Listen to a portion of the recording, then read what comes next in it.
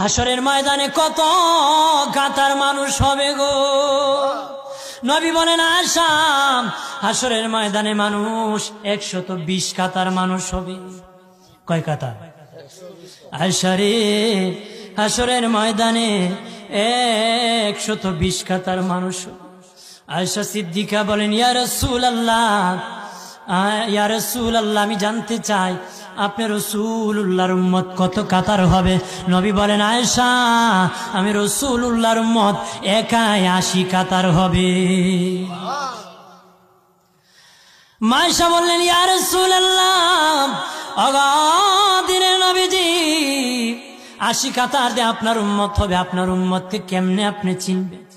নবী বলেন আয়েশা রে, আমার উম্মতকে 3টা পরিচয় আমি চিনব। 1 নম্বর পরিচয়, আমার উম্মতের কপাল থেকে নূর চমকাবে, নূর চমকাবে।